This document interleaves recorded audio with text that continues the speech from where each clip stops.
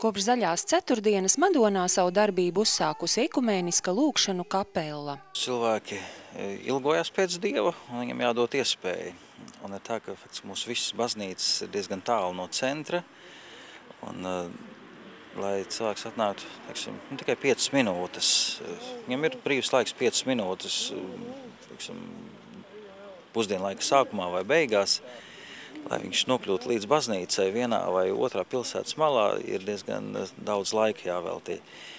Un, mums baznīca bija vaļā visu dienu, bet tas tomēr es jūtu, ka daudziem ir par šķērsli tas attālums. Ir 9:30 vakarā, kad dziedot baznīcas dziesmas Madonas centram tuvojas ap 100 dažāda vecuma kristiešu. Gājiena galamērķis ir neliels namiņš vienā no pilsētas skvēriem, kas jau pēc neilga brīža tiks iesvētīts, lai kļūtu par visu kristiešu kopējo lūgšanu kapelu. Atnācām uz jaunās kapelas iesvētībām. Kāpēc? Tā patīk piedalīties draudzes pasākumos. Tāda laba iespēja, klusa vietiņa, kur pabūt.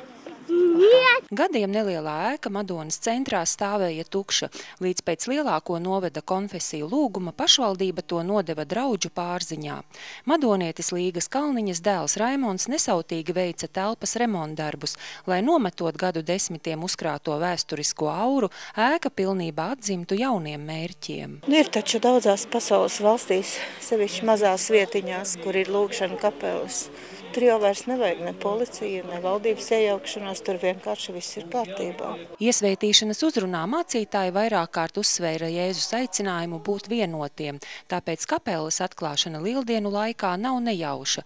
Arī Madonas draudžu mācītāji aicina kristiešus visā pasaulē būt vienotiem. Man ļoti patīk. Mums ir draugi no visām draudzēm, mums ir gan baptisti, gan luterāņi. Un nemaz nevar iedomāties, ka ir savādāk. Mums ļoti patīk. Viss vēl nav pabeigta, visa darbiņa, bet šodien bija, ļoti zīmīga diena. Gan ekumēnisma ziņā, jo tieši pēdējās vakariņās Jēzus lūdzās augstā priestera lūgšanu, kur viņš teica, lai visi ir viens. Ganāmpulks liels, bet ganītāji ir maz. Būtu labi būt vairāk mācītāju un priesteru, kas cilvēkus garīgi paceltu vairāk un uzturētu garīgi cilvēkus, jo cilvēki ir vāji. Ekumēniskā lūgšanu kapela Madonā būs pieejama augu diennakti.